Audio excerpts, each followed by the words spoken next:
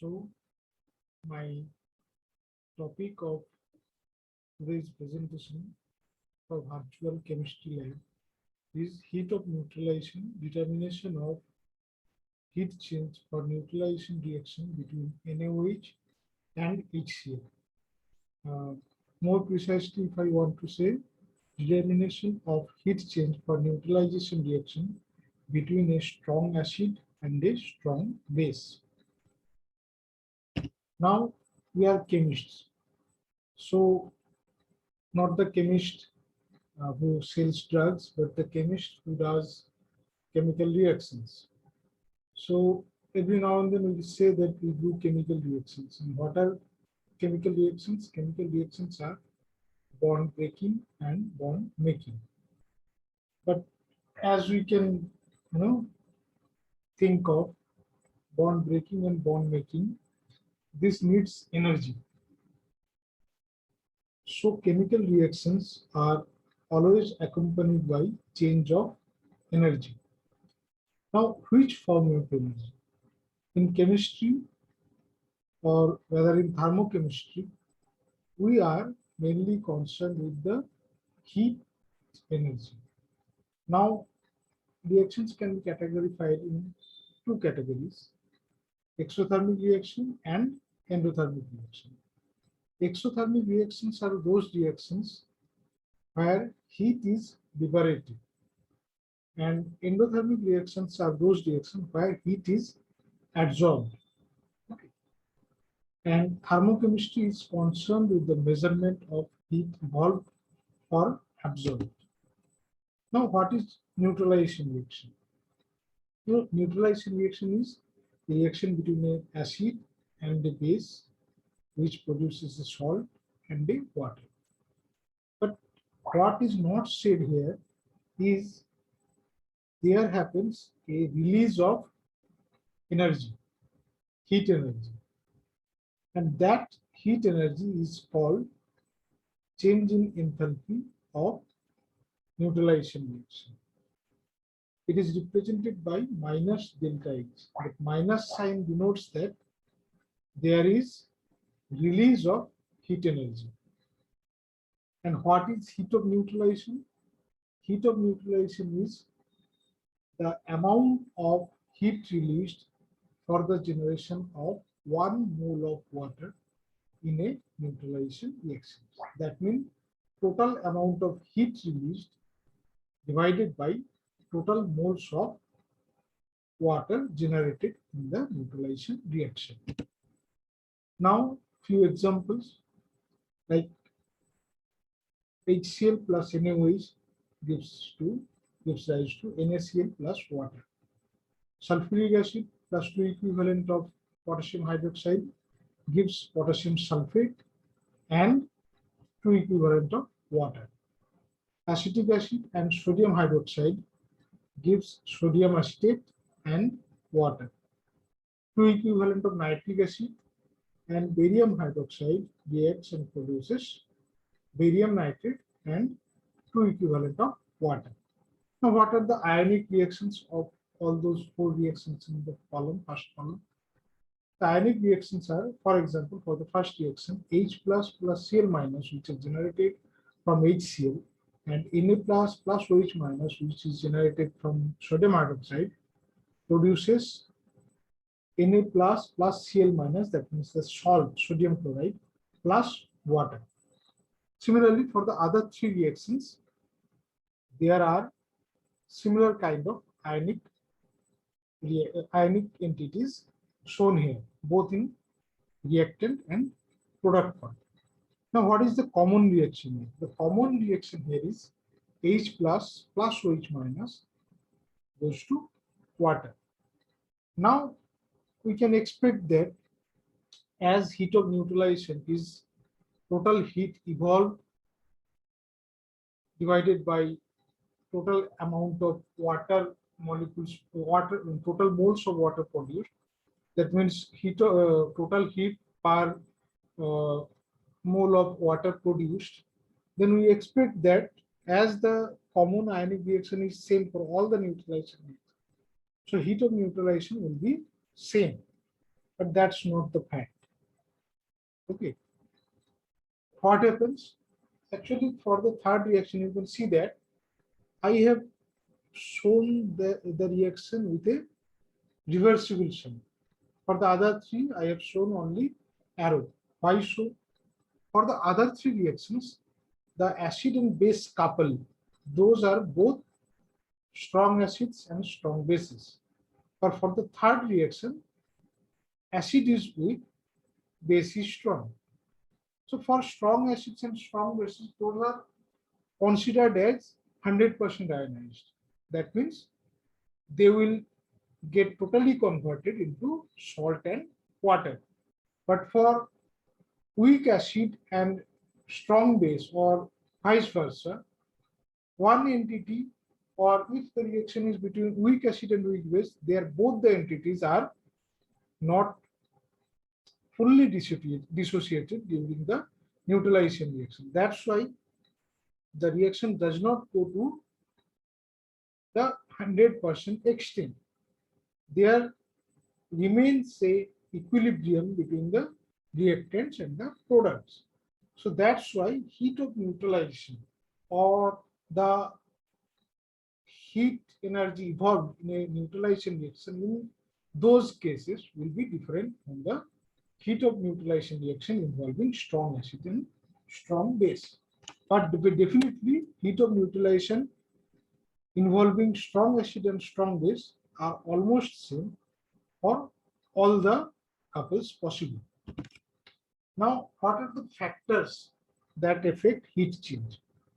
The factors are quantity of the acid and alkali, strength of the acid and alkali, nature of acid and base. Now, I will come categorically how these factors are affecting the heat of neutralization. So, let me go to your virtual lab. So, this is your virtual workbench. I am taking one distilled water jar, and from the stock solution, I am taking a 1 molar HCl solution. Similarly, from stock solution of strong bases, I am taking 1 molar NaOH solution. Now, from glassware section, let's take 150 ml graduated cylinder. Mark it as acid. We will be measuring acid by this graduated cylinder. Similarly, take another graduated cylinder and mark it as base. We will be measuring base through it. Now, one thing I have missed. Let's go to the slide. So now, in the principle of the experiment, I need to tell you about some instrumentation. So there are traditional methods of measuring heat of neutralization using some metal-based container called calorimeter. That calorimeter, you can see here, the calorimeter is the inside part which is made of metal, mostly copper, called copper calorimeter, and that is kept inside a wooden box which is filled with wool. That means it is insulated so that the temperature does not go outside or enter inside of the calorimeter. You can also see that it is covered with an insulated lid also. And inside it, there is a stirrer stick and one thermometer. That stirrer stick is for the fact to stir the solution inside, and the thermometer here is going to show you the temperature of the inside solution.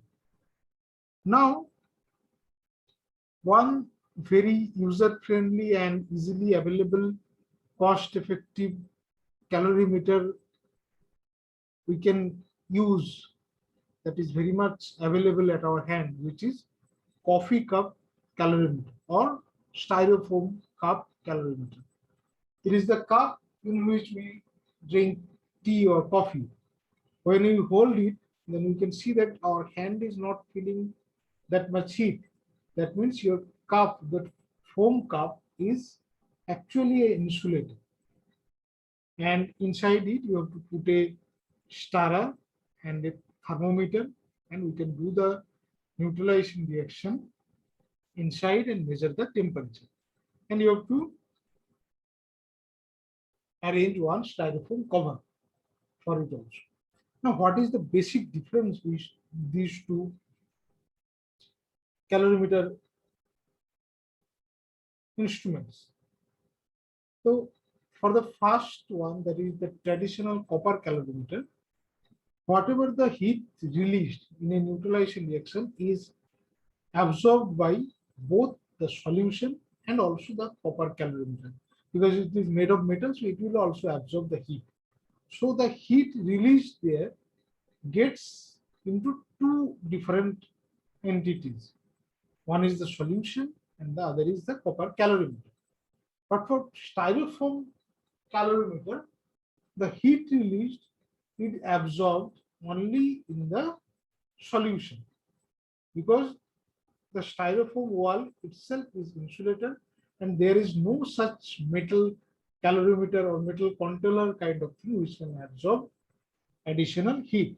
So that is the main difference between these two calorimeters. And due to this difference, though the experiments remain same, but some part of the experiment gets different, and also the calculation part will also be different. I categorically come to those things.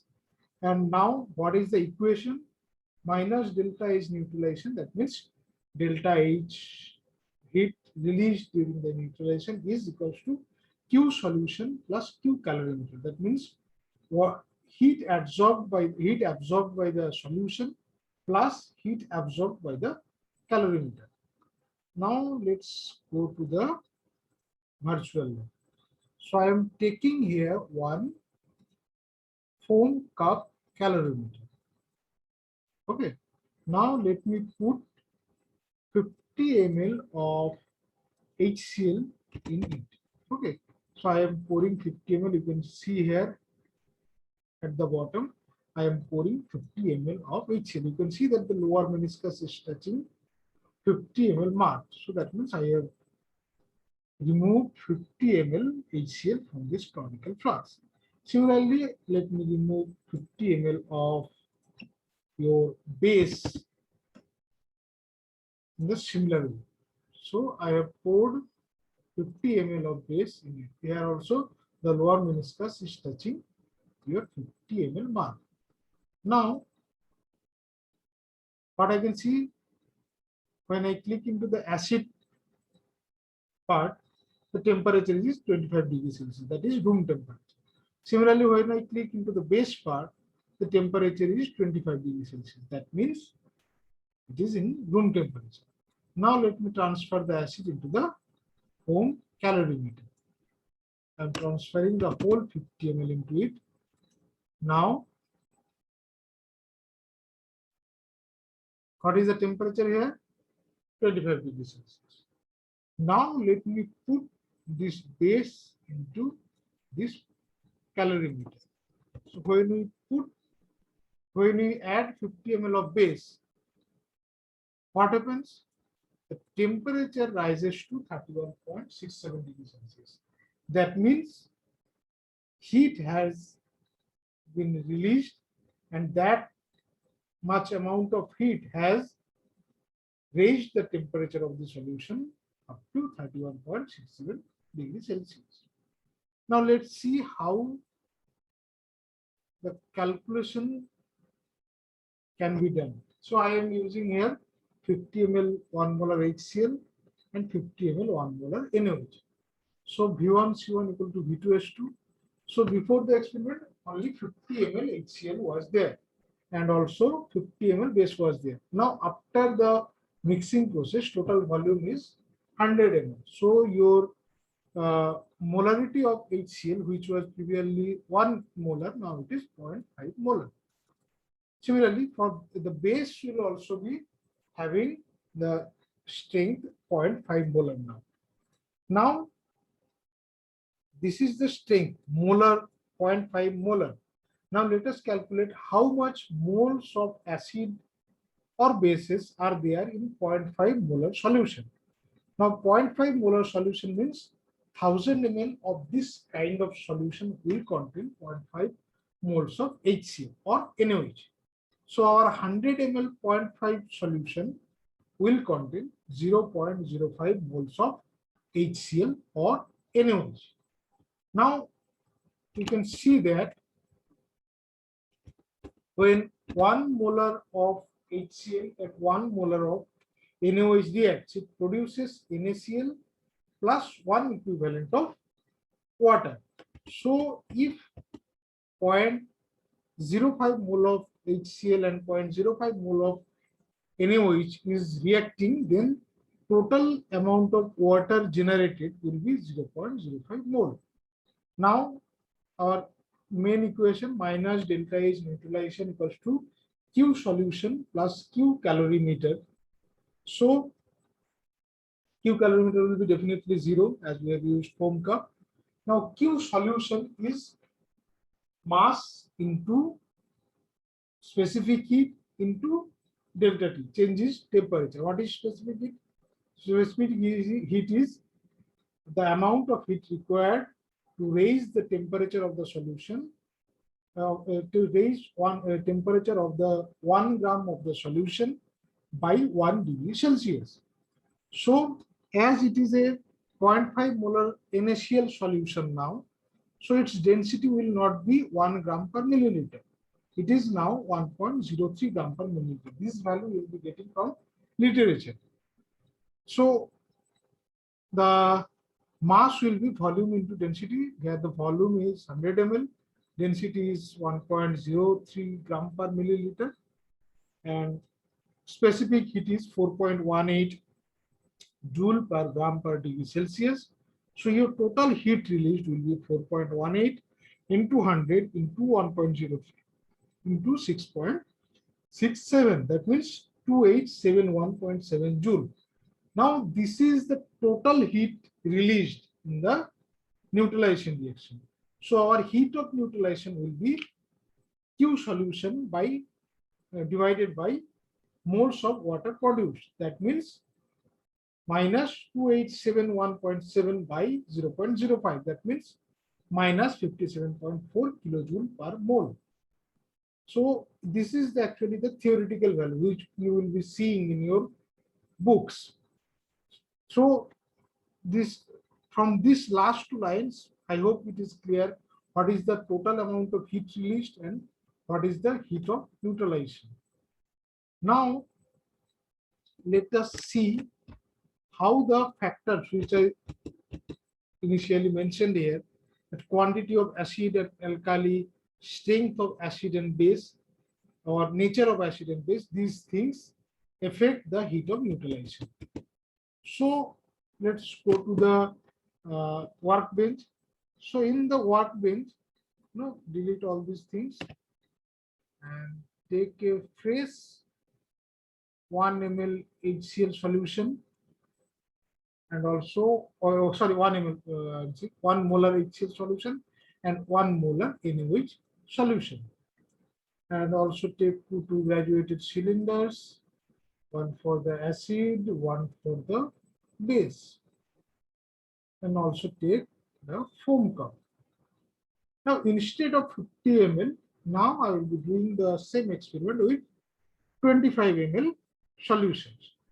So let's pour 25 ml of this solution into the graduated cylinder, and also 25 ml of base solution into the graduated cylinder. Now let's transfer the acid into the foam cup. Whole 25 ml I am transferring here. Now let us see the temperature of here, 25 degrees Celsius, and also the temperature of the base. It is also 25 degrees Celsius. Now mix the base into the acid inside the foam cup. That means pour the acid, pour the base, whole 25 ml. Now what you can see that the temperature of this solution is 31.67 degrees Celsius. So you will say that, okay, the same amount of heat has been released because same elevation of temperature has occurred. But things are not like that. It will be clear when you see the slides. Now let's go to the next slide where I have used 25 ml of 1 molar HCl and 25 molar of 1 molar NaOH.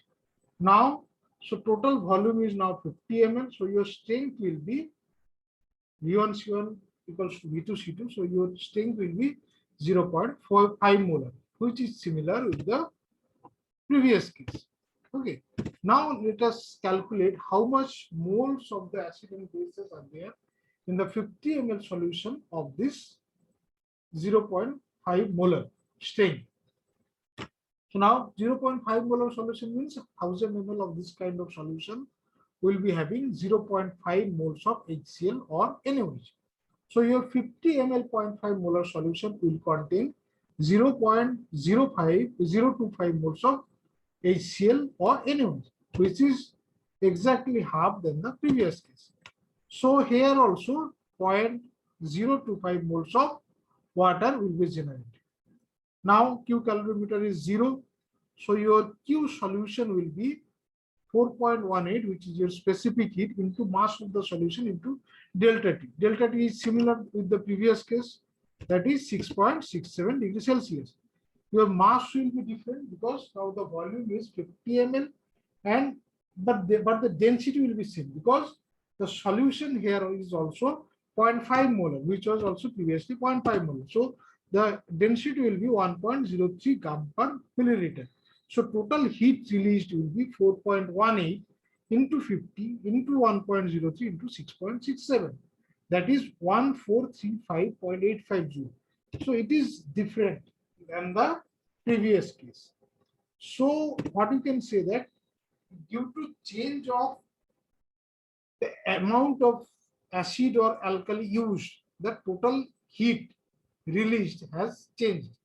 Now, what is the heat of neutralization? Heat of neutralization is this value divided by the number of moles of water which has been generated. So, your heat of neutralization value is minus 57.4. Interestingly, this value is similar with the previous value, though the total heat released is different. What does it imply? It implies that heat of neutralization for a strong acid and strong base couple will be same, though with the change of amount of heat and amount of acid and base used, the heat released will be different. Now, let's see how the strength of acid and bases changes the scenario. Now, let's go to the workbench. So, in the workbench, take a new set of stock solution. Now, I will be taking 3 molar HCl solution, 3 times stronger acid solution. Also 3 molar NaOH solution, 3 times stronger NaOH solution. Let us take 2 graduated cylinders, one for the acid and one for the base, and also take a foam cup. Now pour 50 ml of this 3 molar HCl solution into the graduated cylinder, and also 50 ml of this sodium hydroxide solution in the graduated cylinder. Now pour this acid in the foam cup, hold 50 ml, and measure the temperature. The temperature here is 25 degrees Celsius. What is the temperature of the base? It is also 25 degrees Celsius. That means both are in room temperature. Now transfer this base into the foam cup. Hold 50 ml. So if now the temperature of the foam solution is 45.01 degrees Celsius, which is much higher than the previous cases. So the heat released definitely must be greater, and that greater amount of heat released has raised the temperature into higher value. Now let's go to the calculation. Now I have taken 50 ml 3 molar HCl solution and 50 ml 3 molar NaOH solution. Okay, so now your whole volume is now 100 ml after the mixing. So your strength is 1.5 molar. V1C1 equal to V2C2. Now 1.5 molar solution means 1000 ml of this kind of solution will contain 1.5 moles of HCl or NaOH. Now 100 ml of this kind of solution will be having 0.15 moles of HCl or NaOH. Now you can see that when we were using 50 ml solution, 0.5 ml, 1 molar initial strength, then the number of moles were 0.05 mole. Now, after we, change the strength 3 times higher, the number of moles also became 3 times higher. So, when 1.15 moles of HCl or NaOH will be reacting, so total moles of H2O generated will also be 0.15 mole. Now, what is the heat released? The heat released here is, we'll be calculating with this same equation. So Q calorimeter will be 0 and your Q solution will be 4.18 into mass of the solution into temperature change. Now the temperature change is 20.1 degrees Celsius. Previously it was 6.67 degrees Celsius. Now it is 20.1 degrees Celsius. And the mass is volume into density. Now it is a 0.15 molar solution. So the volume of, so the density will also be different. And from literature, I get the density as 1.058 gram per milliliter. So the mass will be 100 into 1.058 gram. That will be the mass. Now the total heat released will be 4.18 into 100 into 1.058 into 20.1. That means 8889.1 joule. So now you can see that quite larger amount of heat has been released. And let us check what is the heat of neutralization here. So total heat released divided by total mole of water produced, that is minus 59.2 kilojoule per mole. Now we can see that with slight increase of molarity, the total heat released has changed so drastically, but the heat of neutralization is still quite similar. So what conclusion can we make? So we can conclude that for the same couple of strong acid and strong base, or even for the neutralization reaction between strong acid and strong bases, the heat of neutralization remains minus 57.4 kilojoule per mole or similar to it, but the total amount of heat released can vary to very higher extent with the change of change of quantity of acid used, strength of acid used. Now the third point, that is the nature of the acid and bases. Now I will be giving you it as the home task. You choose the acids as, nature of acid. That means you have to use, suppose you use 1 molar H2SO4 solution, dibasic acid. Then you have to use double the amount of 1 molar NaOH, because H2SO4 will produce 2 equivalent of proton. So you have to use twice the volume of 1 molar NaOH solution, and you repeat the whole experiment and see how the heat of neutralization comes after your calculation. Now let's go to the other part. Now the traditional way of measuring the heat of neutralization reaction, that is by using copper calorimeter. Now during this kind of experiment, when you do a metal calorimeter, there comes a term calorimeter constant. So what is calorimeter constant?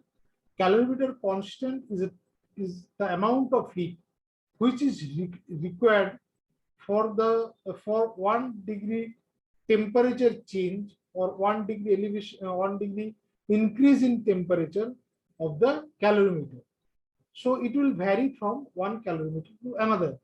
It is specific for a particular calorimeter, and it is the amount of heat required to raise the temperature of the calorimeter by 1 degree Celsius. Now, how do you measure calorimeter constant? So for that, we have to do one experiment. Let me go to the workbench. Now what I'll be taking? I'll be taking one beaker, 250 ml beaker, and let me pour 50 ml of distilled water in this beaker. And the temperature of this beaker water is 25 degrees Celsius. Now let me take another 250 ml beaker and let me pour another 50 ml of distilled water into it. So we have two beakers containing 50 ml of distilled water in each. Now let's heat one of the beakers. So let me take one Bunsen burner. Now I'll be heating one of the beakers. Now as the heating has started, you can see here that the heat is increasing. Okay, previously it was 25 degrees Celsius, now it is around 50 degrees Celsius. Let me stop it. So what is the temperature here? You can see that after removal of the Bunsen burner, the temperature is decreasing here. Okay, why so? If you see the properties here, thermal properties, you can see that there is a box called insulated from surroundings. It is not checked. If you check it, okay, then what you will see that the temperature is stopped. That means your beaker has become a insulator, which is exactly the case when we use foam cup. Okay, for foam cups there is automatically thermal property. In the thermal property section, it is insulated and the temperature is kept at 25 degrees Celsius. Now our beaker is definitely not insulated, so I am removing the insulation checking. So you can see that the temperature is decreasing. Okay, now you can realize that when suppose you are having one glass of hot water, you can see that the water remains hot for around half an hour or 15-20 minutes. But here the temperature is decreasing quite fast. It is just to show you or just to give you idea that the temperature is being released. Okay, but in reality, this temperature decrease or this release of heat will be quite slow procedure. Okay, now let me start the experiment all over again and let me heat the solution again. Okay, so now I am heating the solution again. So you can see that the temperature is increasing, and I will stop it at around 45 degrees Celsius. So I am stopping it. Now you have to measure the temperature of this solution with some time interval. I am coming to those points. Now how this experiment can help us in measuring the calorimeter constant. Okay, one thing I have missed, this this whole experiment, okay, will be done in a foam cup calorimeter. So not foam cup calorimeter, in a calorimeter. Now as the foam cup as the normal calorimeter option is not here, so I am renaming it as copper calorimeter. So what we'll be doing, we'll be pouring this hot water in this copper calorimeter, whole 50 ml, and its temperature is 25 degrees Celsius. And now after heating, let me start the heating again. Okay, when it is around 45 degrees Celsius, remove it, and now pour this solution into the calorimeter, whole 50 ml. Now what will happen? you see that the temperature is fixed now 30.54. Now when this calorimeter, when you remove the thermal checking, what you will see that the temperature will decrease. Now we have to measure these temperature values in the inside the calorimeter at some time interval, and I will show you how these values will be helping us to determine the calorimeter constant. Let's come to the chart, data collection part.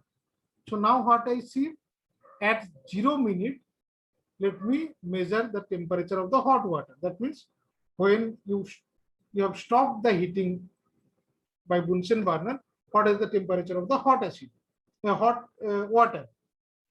After 30 seconds, measure the temperature of the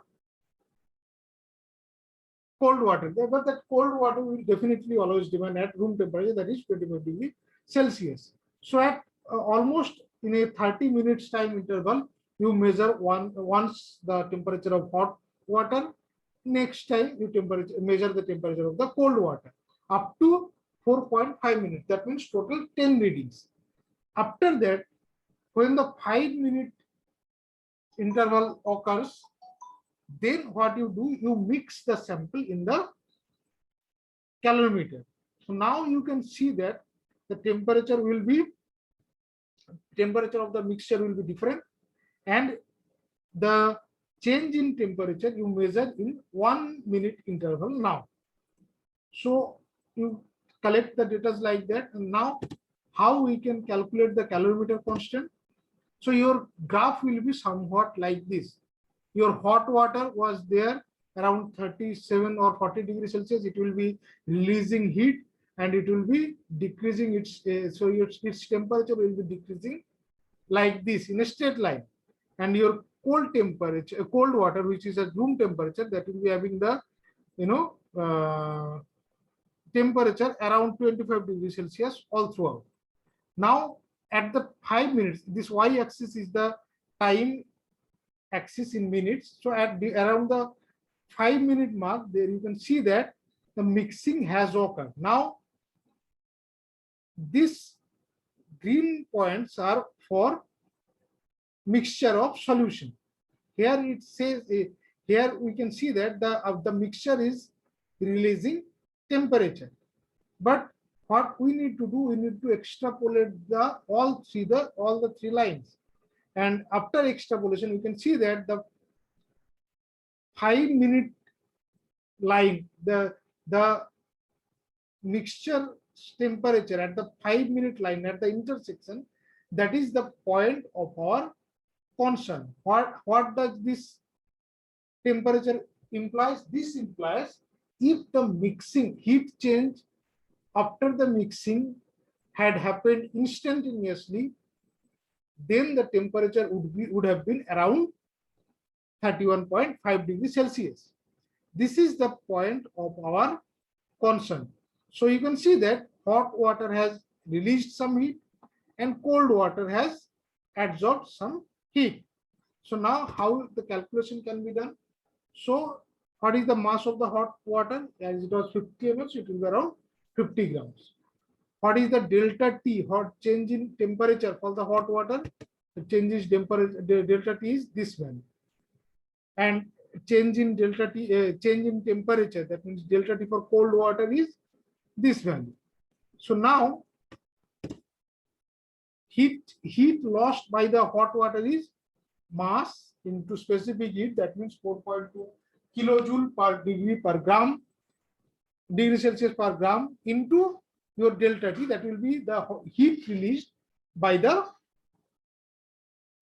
hot water. Similarly, what is the heat absorbed by the calorimeter, that will be your heat water by the heat absorbed by the cold water, that will be mass of the cold water into specific heat, that means 4.18 joule per gram per degree Celsius into the heat change for the cold water. So now the heat gained by the cold water can be calculated like this. So then what happens? Let's go to the previous slide. Here you can see that when you do the experiment in a calorimeter, though the total heat released by the hot water will be absorbed by the cold water and also the calorimeter.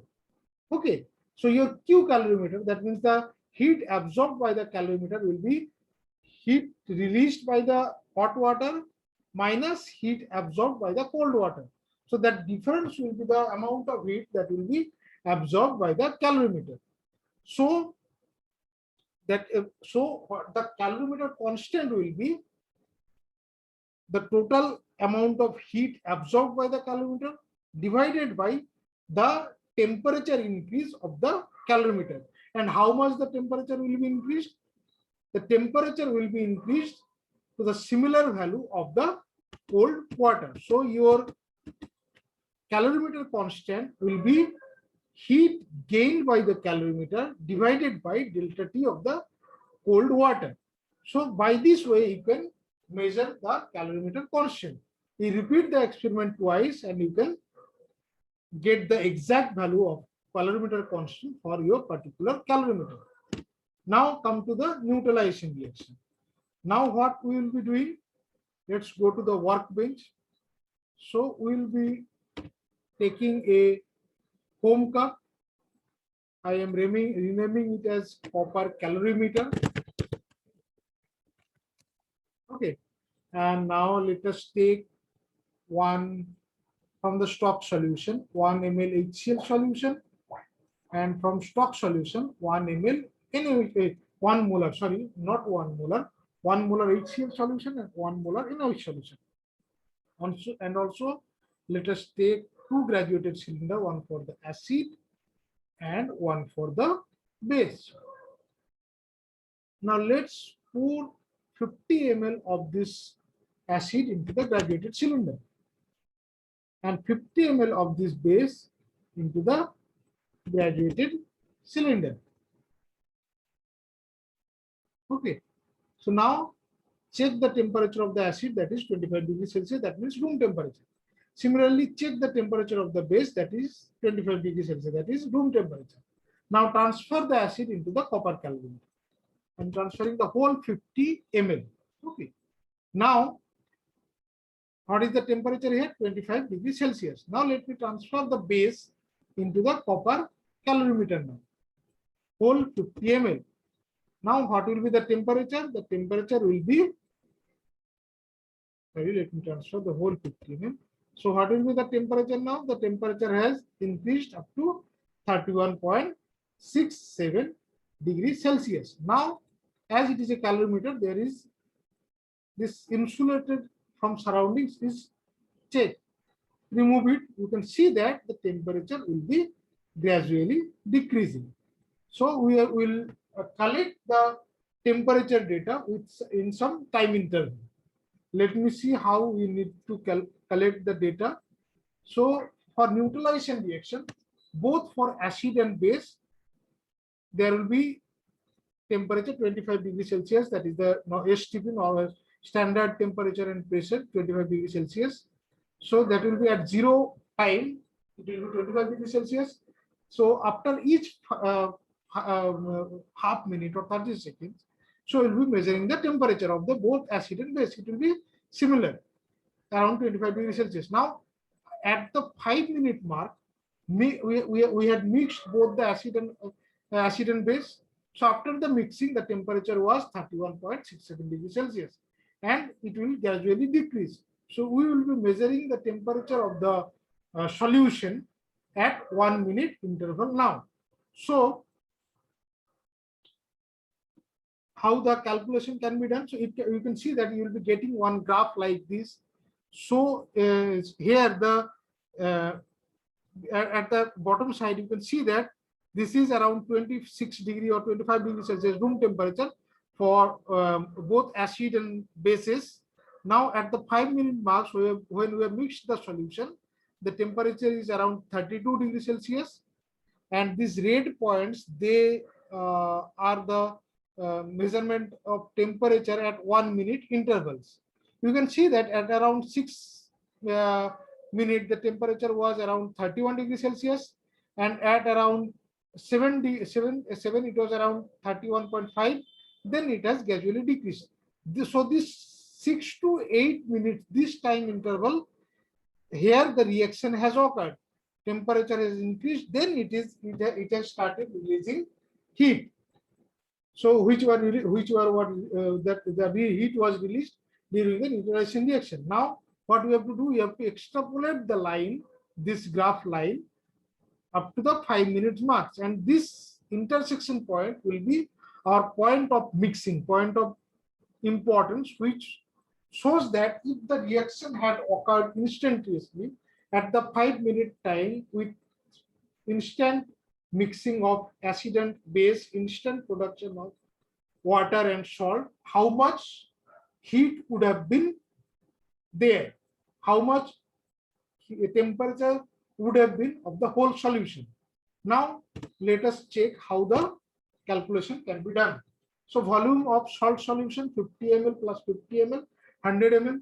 Mass of salt solution, very little amount of mass is there, so you can ignore it. You can clearly write as 100 gram, as the density of water is 1 gram per ml. But for specific measurement, as it is a 0.5 molar solution now, so its specific heat is 1.03 gram per milliliter, as I have shown earlier. And delta T temperature you can get from this graph. This will be your delta T. So your heat gained by the salt solution will be mass into mass, that means volume into density into temperature change into your specific heat, that means 4.2 kilojoule per gram per degree Celsius. So now heat gained by the calorimeter will be this temperature change. So because we are doing the neutralization reaction inside the calorimeter, so your calorimeter will also be absorbing energy side by side with the salt solution, and also its temperature will be increased with the same amount as the solution. So your heat absorbed by the calorimeter will be calorimeter constant into heat change. Okay, so now total heat evolved will be heat absorbed by the calorimeter plus heat absorbed by the salt solution. Okay, now when you have calculated the total amount of heat released, now similar way as I have shown earlier, calculate the total mole of acid, total mole of base. From there you can say how much moles of water has been produced, and you divide the heat released by total amount of water molecule produced in the neutralization reaction. So you will be getting the heat of neutralization reaction. Repeat the experiment twice and you will be getting your heat of neutralization reaction for the reaction between strong acid and strong base, which is NaOH and HClAn. So I hope you have followed, you have understood.